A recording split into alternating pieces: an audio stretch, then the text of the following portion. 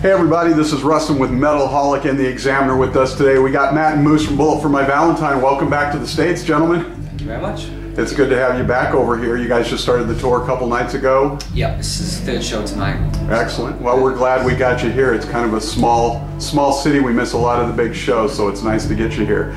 So, but you just did a European tour with Halestorm too, so it's kind of like bringing it across the pond. Yeah, we've we've toured with those guys quite a bit. They supported us over here in the States a few years ago as well, and obviously they did UK and Europe with us recently and here again. So yeah, it's cool. It's good to have them out. Well, it's an absolutely wonderful lineup. The new album, Temper Temper. You guys sort of took a different approach with this one. Can you tell us a little bit about that?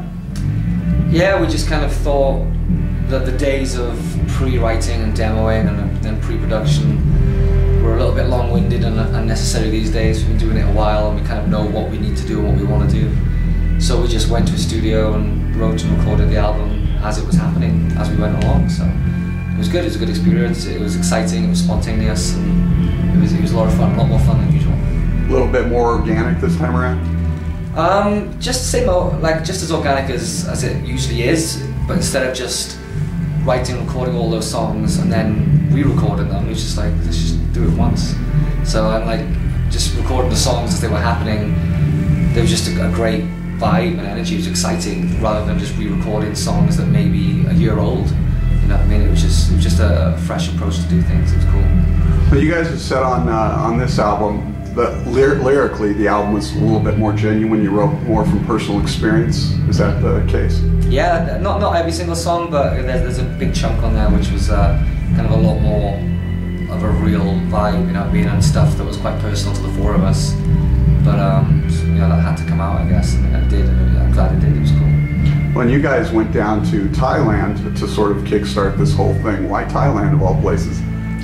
I don't know, I think it was a management thing, because we wanted to go away, the two of us, and just do something, because that's the way it happens more fast.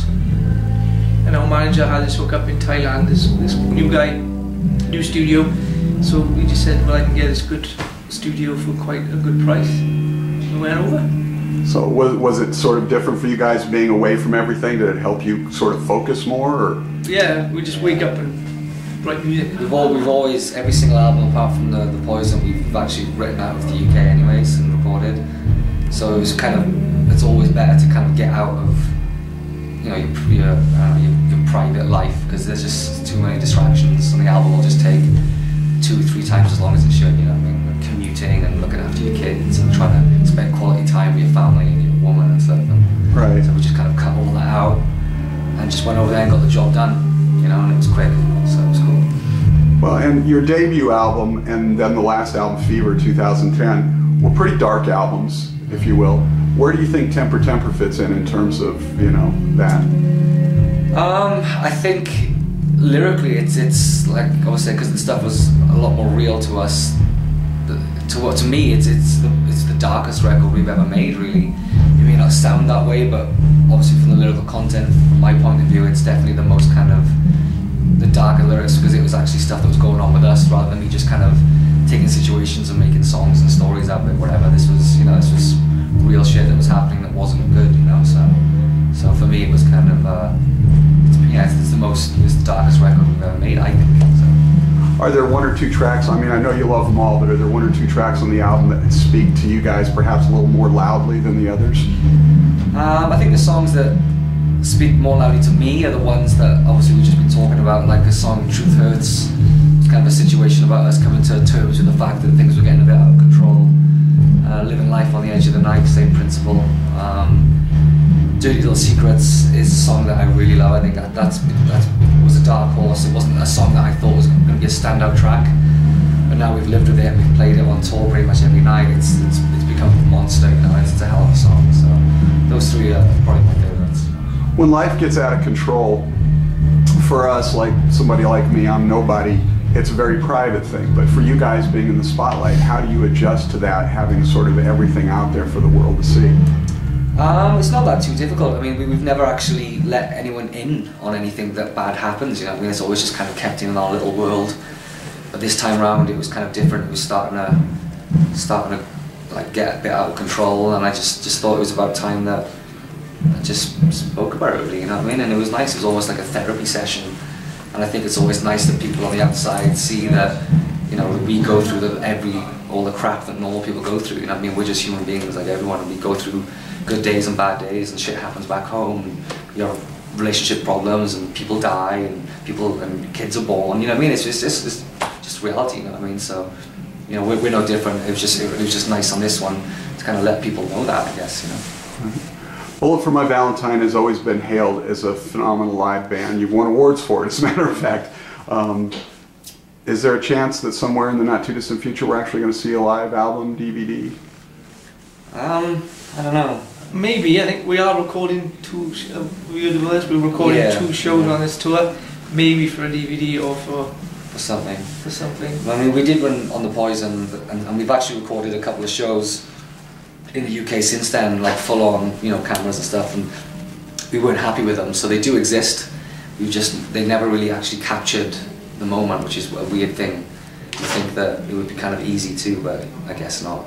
So until we get something that we're like super stoked on, then we probably wouldn't get it released anyways. But I think where we're at the minute as a live band, we're the best we've ever been at the minute, you know. So hopefully I'd like there to be a new live album out at some point in the future. Yeah, I'd love to. So you guys have toured all over the place, obviously.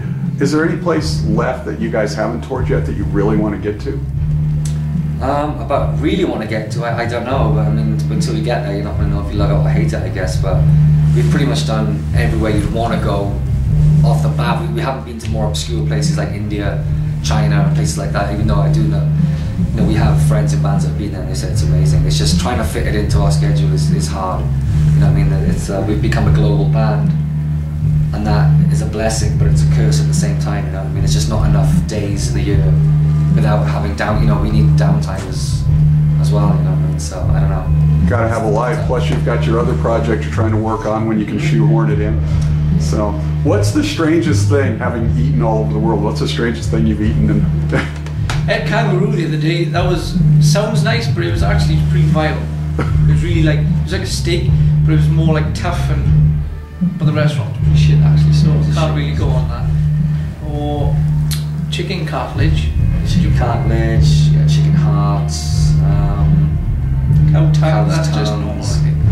Yeah, nothing too crazy, but stuff that a lot of people wouldn't try. A lot of our, Jay and Padge, they won't do stuff like that with me. We're so kind of open to trying everything. Yeah, we'll give it a go. Now, you said you played so many different places and cities. Is there one place that you've played that sort of like scared you, either before you went or after you were there? You were just sort of like, I don't know if I want to do this. Kind of. What I'd say, Jakarta was pretty weird, wasn't it?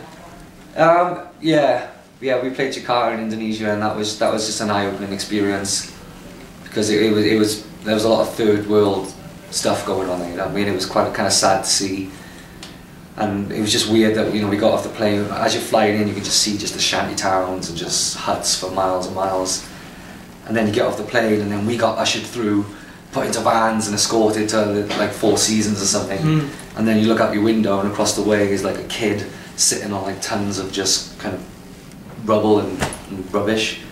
And it was just like, oh, this is fucking weird.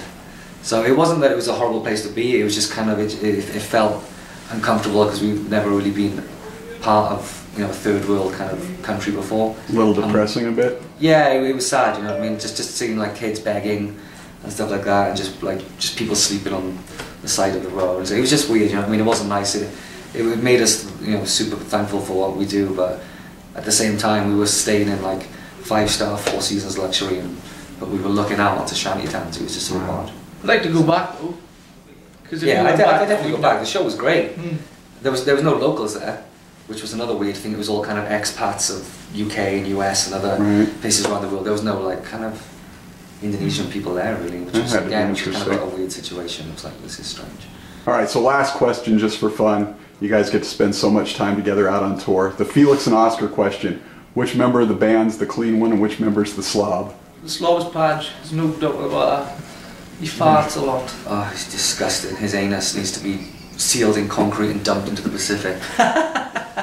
And just left forever. Yeah, like they do with Megatron on Yeah. Transformers. I like to think that I'm kind of clean. Well, I know I am. Yeah, it's definitely Padgy's a bit more of a slob. But yeah, I think we're alright. Beautiful. Matt and Moose, a bullet for my Valentine. Thanks so much for taking the time to talk with us. Cool, thank you.